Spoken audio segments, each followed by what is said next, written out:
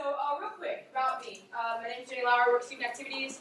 I'm from Georgia, born and raised. Went to school in North Carolina. Went right away, got my master's at Florida State University. Left Florida State. I told myself I never wanted to move back here. 5 months later, I was down at IMG. So there's that for irony. I want to do this thing. Okay, I want everyone to close their eyes. Everyone close your eyes. Close your eyes, just like be still for a second, close your eyes. Okay. I want you to close your eyes, and I want you to visualize being back at home in your bed. Back in your bedroom, you see the pictures on the walls, you know the size of your bed is probably not a twin. Go back to that bedroom, okay? You fall asleep, great night's sleep, you wake up in the morning, except for this time, everything about your sport has been wiped from memory. You have no recollection of IMG, no one knows you by your sport when they refer to you in your name, nothing about your sport is said, it's not so-and-so plays this, it's just, hey, this is Bob, this is Sally. Okay, now open your eyes. At some point in your life, that day will happen. Now, it's not going to be dramatic, like, oh my gosh, I'm going to wake up in my childhood bed and open my eyes, and I'm going to have, like, amnesia, like I was in Men in Black, and they, like, tap the light in my face. Like, it's not going to happen like that, but it is going to happen where you being an athlete is not an active part of your identity. Do you know what I'm saying with that? How many of you guys knew I was a former Division I goalkeeper? Raise your hand. And you knew probably what? Because I told you? Right? So, today I want to talk about identity and understanding how much God loves you. So it's kind of like a combination of the two. In order to understand one, you have to understand the other. So, real quick, I'll share my testimony, hopefully sooner, faster than not, but I want to brace you guys for the fact that I have some pretty crazy stories, and I promise you none of them are made up. I have a philosophy that there's no such thing as a coincidence, only a God incidence. So, with that being said, I want to share the quick Bible verse. It's 1 Corinthians 2, 4 and 5. And it says, "My message and my preaching were not with wise and persuasive words, but with a demonstration of the Spirit's power, so that your faith might not rest on human wisdom, but on God's power." Because I have some pretty crazy stories. So, let's start with, at 8 years old, I realized I was not in control of my life. I went in for a sports physical to play soccer, and they're like, did all the normal routine checkups, and then they were like, hey, wait a minute, your blood sugar's a little high. I'm like, what does that even mean? They're like, well, pee in this cup, we'll tell you if you have a problem. I was like, cool. Did it, they're like, yeah, you have ketones, you go to the hospital. I'm like, what's that? Okay, cool. Just turned 8, whatever, mom rushed me to the hospital. Within the next 3 days, they told me I was type 1 diabetic, and that my pancreas was in the process of no longer producing insulin. So when you talk about diabetes, you're talking about 98% of those who have type 2. There's 2% of us that have type 1, which means your body no longer produces insulin, which is what's required for you to metabolize food and survive. So I had to learn from that point on how to live and give myself insulin. That's what this handy-dandy pump here does. If you guys see me, this is my artificial pancreas, essentially. I remember I was in the chair, like sitting there, and the nurse comes in and she tells me, hey, we release in a couple of days, but you're going to be type 1 diabetic. And I was like, okay, cool, so how long will I have this? And she's like, forever. And I was like, forever? Like, normally you break your arm, 6 weeks later you're out of a cast, and there's like a healing process there, right? I was like, God, no, I can't have it forever. Like, how long are we going to have this? She goes, forever. And I was like, wait, I'm going to have this forever? She goes, yes, you're going to have this forever. And like, shuts the door. I'm sure she wasn't as mean, but in my memory, she seemed like really mean about it. And I just like sat there. I was like, I'm 8 years old. I can't even fathom what forever even is. I can't fathom that this is never going to go away. And let alone the fact that it impacts you every single day of your life. So fast forward, I say, screw being diabetic. I'm still going to play sports. Played very competitively. Grew up in the church. Blah blah blah. Whatever. Ended up getting a Division I scholarship to Western Carolina University as a goalkeeper, where I was also the shortest goalkeeper in my conference. So I kind of felt like, kind of cool, I guess. Until I got there. And you realize that it's not all roses and rainbows, that it's a lot of work when you get to a Division I level. And up until then, you've kind of been coasting, right? So you're fighting for this position, and there's a senior who's going to play, and I'm a freshman goalkeeper, and goalkeepers you either play or you don't. There's no subbing out. There's not, I'm tired, sub. No. You're either in or you're not. So all freshman year, I rode the bench. Sophomore year, I'm sitting there, and I'm like, the goalkeeper decides to redshirt, so she's there another year. I'm like, great. I'm never going to play. So I remember sitting there thinking, I asked the coach, I'd been outperforming this other goalkeeper by all the standards. I went to the coach and I was like, hey coach, what do I have to do to start? His response was, just wait for me to put you in. I was like, if that's the scenario, then I quit, because you're never going to play me. Just wait for me to put you in, you're never play me. So I was sitting on the soccer field at night, being dramatic, just sitting there in my lonesome, staring at the stars. And I was thinking, I'm going to quit. I can't even believe this is coming out of my mouth, but I'm going to quit. There's so much time that I'm dedicated and I'm never going to play, I'm going to quit. Best friend from home called me, and she says, I told her, I was like, your timing's impeccable, but I'm pretty sure I'm going to quit playing soccer. And she's like, I've been playing since '6. If you quit, before you quit, did you ask God? And I was like, yeah, of course I did, whatever, hung up the phone. Keep in mind, my freshman year, I was relatively reckless with my life choices because I grew up in the church, and when you're out of the church and you go and make your own decisions, you wonder, is God real? I mean, really, is he really real? Is that a thing? Does Jesus exist? Is the Holy Spirit a thing? And you go through your own way of drawing your lines and figuring out what life is about. And so I was like, okay, sitting there, open field, sprinklers start coming on, and I'm like, all right, God, if you're real and you want me to play soccer at Western Carolina, you need to put me in or you need to take me out. And you need to make it soon. Otherwise, I'm walking away. If this is your plan for me, I need to know. If I want to live my life according to your will, blah, blah, blah, I want to know. Didn't think anything about it. Next game, the other girl's starting, blah, blah, blah. She makes horrible mistake in goal. Ball bounces over her head in the goal. You know how embarrassing it is to sit behind that? Coach puts me in. Yes. Play like a baller. Next game, play like a baller. Monday rolls around, SoCon Player of the Week. Wow. 3 days ago, I had 0 minutes played. And now I'm SoCon Player of the Week, breaking school records. This must be God's plan, right? Oh my gosh, everything's freaking awesome, right? How does that happen? That's got to be God. He's got to exist. So I got back in a program called Fellowship of Christian Athletes, FCA. I had been in it in high school, and they wanted to start it back up in college. So it's kind of getting back into that, and I had crazy things happening, crazy just God incidences. I didn't do a homework assignment, and I was like, God, I don't want to fail psychology. Just make it so I don't fail this class. The next day, it's October, middle of the semester. I go up to sign in, and there's a free turn in any assignment coupon. I was like, well, I'm using that today. And my friends got so mad. I had all these crazy stories. Got baptized my sophomore year. And you would think that it was wonderful, right? That I did my career and I had I was a 3-year starter, blah, blah, blah. That was sophomore year. Junior year.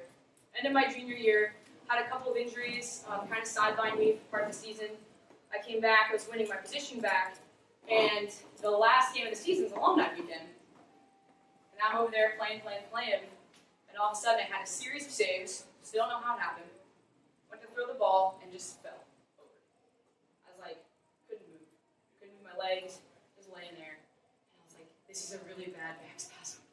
Oh my gosh. Trainer comes running over.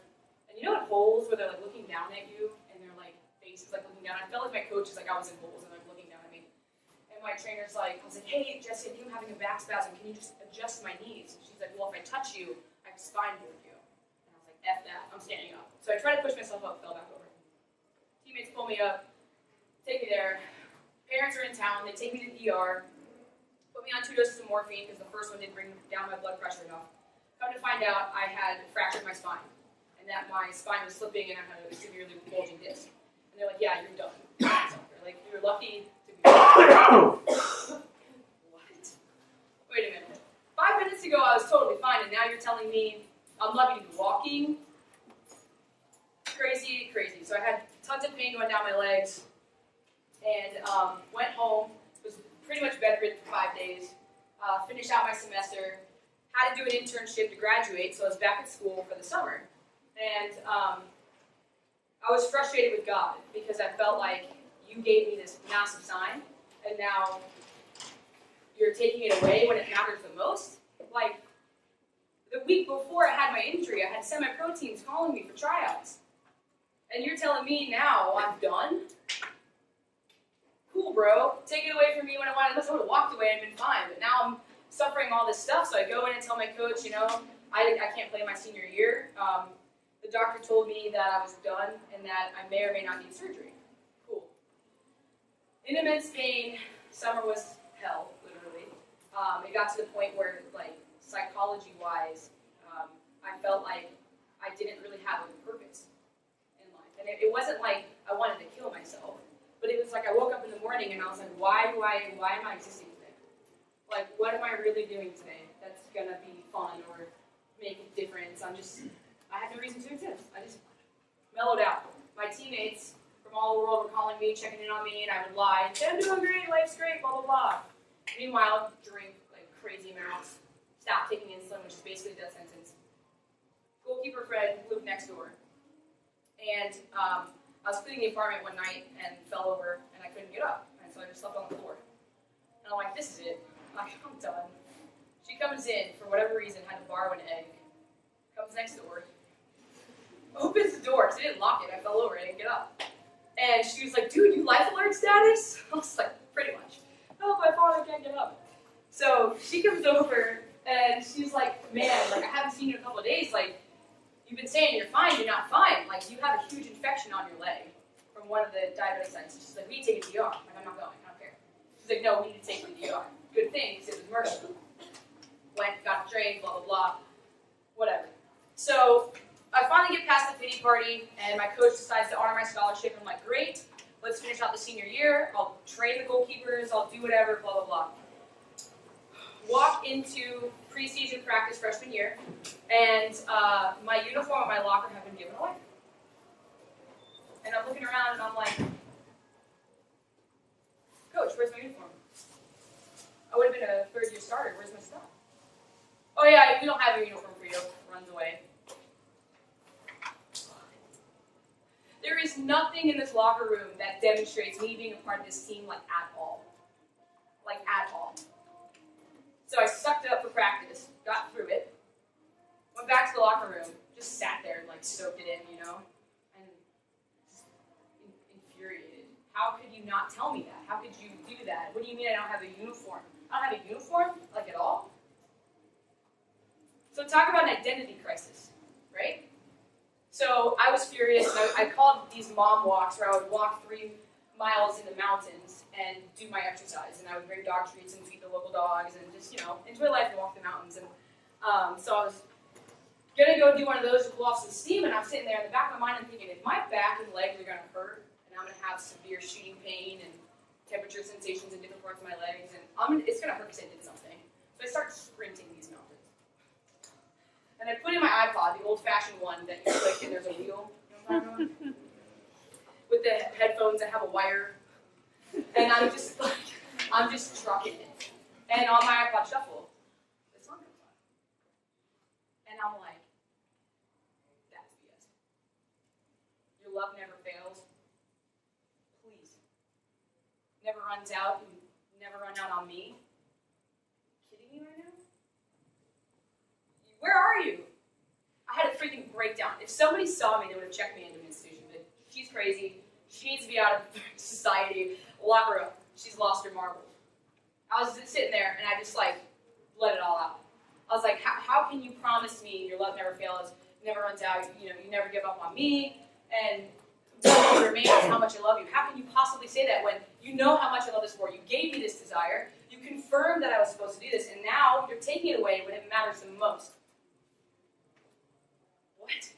So I said some colorful words and let out my anger. And I remember saying, okay, God, if this is the way you want it done, you can't make it so freaking hard. Show up to practice every day, in a lot of pain. Like, you just can't make it so flipping hard. Like, I need a sign. I need someone or something to tell me that I'm, like, on the right track, something. And 2 seconds later, this guy who had spoken at a previous FCA event texted me, hey, Jenny, how you doing? I was like, wow, your timing's impeccable. But before I answer that question, can I ask, why did you text me? I haven't talked to you in 9 months. He's the UNC football chaplain over at UNC. And he goes, Holy Spirit just told me to check on you. You gotta be kidding me. It's like, Pastor Mitch, my life is in shambles. Like, I don't even know if I believe in God anymore. Like, I went through this whole process. And he confirmed a lot of things and was like, you know, maybe this is where you've realized that your identity is in the wrong thing. Maybe you're chasing idols that don't really matter. You're chasing wind, Jenny. It doesn't last. Even if you D1, even you went pro. Where's the longevity in that? What does that really mean? So he was right. I walked back to my apartment. And I remember God saying, I wrote it down in one of my journals, and he said, I felt like God was telling me, Jenny, in this game of life, you are on my team. And you are my dream. And on my team, you're a starter, and you play every single minute. I broke down. I was like, oh my gosh. I've lost sight of my real purpose in life. Right? If God so loved the world that he gave his one and only son, that whoever should believe in him shall not perish but have eternal life, why do I care about the minutes that I play? Why do I care so much? I mean, I get it, you care, because you're super passionate about it, and it's something that fulfills you, and I mean, you only have a certain window of time in your life that you can accomplish all those goals, and I get that, guys, don't get me wrong. But do not misconstrue where your identity really lies. So I ask you this question. Who or what do you look towards to tell you that you're okay? Or to validate your worth? Who or what do you look towards? So fast forward through the semester, I had written 35 note cards on every single one of my teammates' locker for a specific motivational quote, Bible verse, inspirational message for each one of my teammates that I felt like was struggling with something. And I did 35 of them. It took me hours. My coach had a problem with one of them. Calls all the seniors, all my best friends at this point, because now we've done 4 years of life together, and questions my character and integrity in front of the team. And I remember sitting there thinking, wow, it is a darn shame I don't have a uniform to turn into right now. And then something switched in my mind. And I was like, wait a minute. Why do I care what he thinks of me? I mean, genuinely, seriously, why do I care what this one person thinks of me? And at this point, you can't sit me. I'm already sitting. You can't make me run. I'm handicapped. You can't not travel me. You can't take my uniform. You can't revoke my scholarship because it's already halfway through the season. This guy, you have no power over me, bro. But I'm giving him all this power. I'm allowing him to tell me that I'm worthless. I'm allowing Coach Chad to tell me that I'm worth nothing. And I remember I just sat there and I was like, you're right, Coach. I apologize. It's crazy. So anyway, come to find out, I go through the entire situation of figuring out, what needs to be done, and I found out through the doctors I need spinal fusion surgery, which requires 1 year of recovery.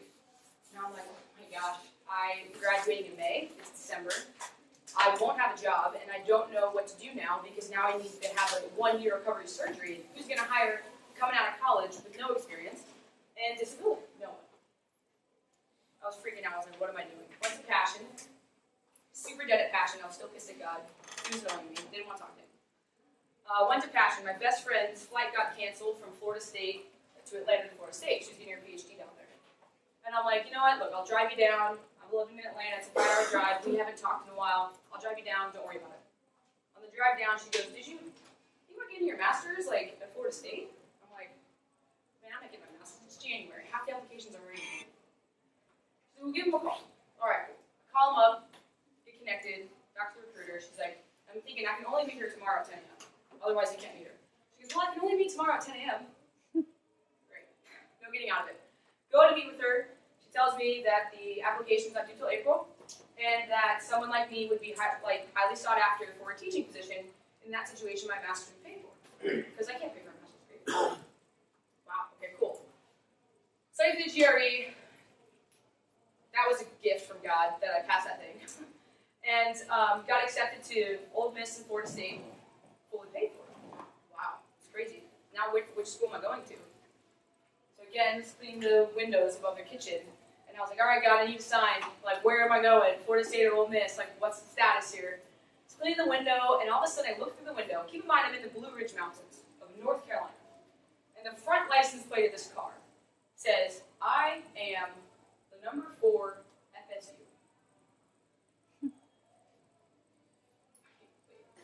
It's not just go Knowles. It's biblically I am for FSU. I was like, took a picture, sent it to my parents. Hey, I think I figured out the school I need to go to. They're like, only you would have a story that crazy. It's like, well. So I decided, all right, I'm going to Florida State. Had my surgery in May.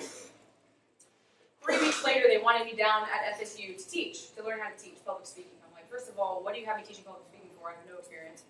But secondly, I'm coming off of surgery and I was in the hospital for 7 days. I'm on a walker and a back brace on heavy narcotics. Like, I don't know if this is possible. The day before I had to be down there, I was still like on my walker, guys. It was pathetic. I had a tennis ball and a basket.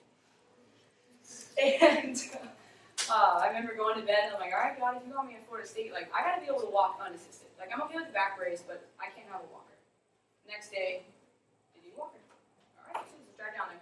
So we go down there, learn how to teach. First day I'm teaching public speaking is the first day I'm on my back brace, and I'm like, oh my gosh, like, this is crazy.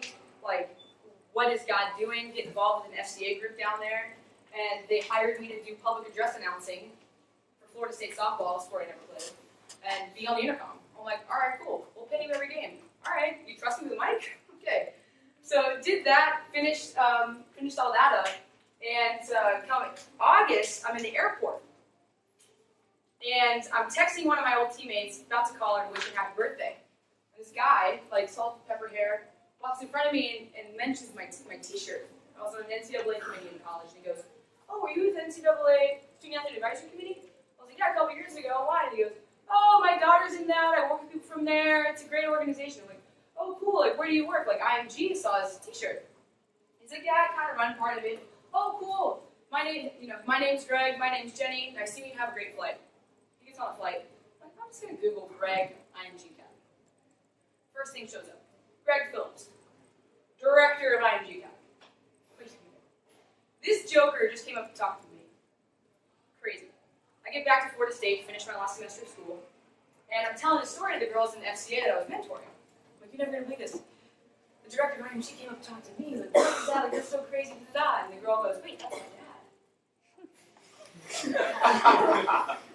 What? She wanted to show me the house. We moved a couple houses next door. She wanted to show me her house because they all moved in. And I'm like looking around and it's freaking Catherine Phillips and Greg Phillips in these photos. The next day I get a text from a friend of mine on the committee. And she goes, I heard you met my boss. She's Greg Phillips' assistant. That's weird. But that's cool because I don't want to be in sports because I'm burnt out. College athletics can literally kill you. Not literally. Okay, dramatic. But like, destroy your passion and kill your joy, right? I don't want to work with kids because I've been working with the YMCA for years and kids are exhausting. And I don't want to be in Florida because it's... So no. Nothing what I need. Graduated, went back home, got a PR job, thought I wanted to be corporate, right? Hated the job. Hated it. Desk job, be prepared if that's what you want to do. It's like a serious like dream killer. So got PR jobs, coaching soccer, and we ended up winning the state championship, which was amazing. And I'm like, wow, like, you know, this is really where my passion is, but what does that mean? And I come down for the career fair and I meet Gooch. Gooch is like, you need to be at this academy. You need to be working here. So I applied for the student activities job, and on a whim, Melanie pretty much hired me, and I moved down here. And just like that, you know, here I am. But what's interesting is the whole identity thing comes into play because if you have to ask yourself, who do I look for validation? And why do I let them have that power over me? Okay, so the 3 questions I want you to get is who/what am I looking toward for validation? Because I can tell you right now, the secret is that you're a son or a daughter of Christ. And that identity, my friends, will never be stripped from you, will never be lost, will never be stolen, and will never change. You can be married, divorced, you can lose a leg, okay, and you can still be a son or daughter of Christ. You can have kids, you can change your career, you can change your citizenship, okay, and you can still be a son or daughter of Christ. That is the only identity that will transpire everything in life. Second question I had was, I feel like Jesus asked me one time, did you ever believe that I really loved you? I was thinking about that. I was like, gosh, I actually don't know. Have you guys seen when you go to a game and there's like videos that they go viral and like some dad from war comes in and the kid just drops everything and like runs to the dad and it's like super emotional, like everyone's crying. It's like a really cool like homecoming thing. It's like really sad, but also super awesome. Like I was watching one of those videos. I was thinking like my dad was in the Air Force, and I was thinking he flew F-16s, and I was thinking like my dad was at war, which he never was, but if he was at war, and he showed up to my college game, like serious college game, like SoCon championship. And I saw my dad. Would I drop my glory gloves and run to him? Absolutely. Absolutely, I would in a heartbeat. If Jesus walked up on the sideline, or if they called on Jesus, I gotta save this ball, would I do the same thing? Would I believe, like, do I love him that much? If I love my earthly father, like, do I love him that much that I would leave what I think I care about so much? And it was just one game. Would I run after him if he was there? If he actually showed up and he was there, would I run after him? So the second question I want you to ask yourself is, did you ever believe that Jesus really loves you? Or God really loves you? And then that ties in my verse, which I should probably get to. And that's Romans 8, 38 to 39. But I'm going to read the whole section, which is titled More Than Conquerors. And it says, "What then shall we say in response to these things? If God is for us, who can be against us? He who did not spare his own son, but gave him up for all of us, how will he not also, along with him, graciously give us all things? Who will bring any charge against those whom God has chosen? It is God who justifies. Who then is the one who condemns? No one. Christ Jesus, who died, more than that, who was raised to life, is the right hand of God, and is also interceding for us. Who shall separate us from the love of God? Shall trouble, or hardships, persecution, or famine, or nakedness, or danger, or the sword? No. In all these things we are more than conquerors through him who loved us. For I am convinced that neither death nor life, nor angels nor demons, neither the past or the future, nor any powers, neither height nor depth, nor anything else in all of creation, will be able to separate us from the love of God, Christ Jesus our Lord." I believe in that. Which brings me to my last question. Are you willing to accept? So it's one thing to believe that some creator loves you that much, but are you willing to believe that you're worthy of it and that you can accept it? So I only share my testimony, and to be honest, there's a lot of things I left out. But I only share my testimony to say that I don't know what you're going through, but I can tell you sport-related, be careful about where you put your real identity and where you put your real value. Because don't let some earthly coach or some earthly college program or the media or your teammates tell you your worth. Don't look at those statistics. Don't look at the weight room sheets. Don't look at the tests of how fast you can run and think that that determines how great of a human being you are, because guys, that's a lie. That's Satan sneaking into your mind and deceiving you. Because you are worth more than that. You're worth so much that God gave his only son so that you can live. That you can live for him. And that how do we show that we love God? We love others. We obey his commands and we love others. That's as simple as that. And I think that a lot of times people always get really poo-pooed by the idea of religion. And I know you guys have heard this, but it's more or less a relationship. And as you get older, your relationship is going to become a heck of a lot more real. So I only say all these things because don't make the same mistake I did. I forewarn you. Go with the identity that can never be stripped and never be taken, and know whose uniform you play every minute.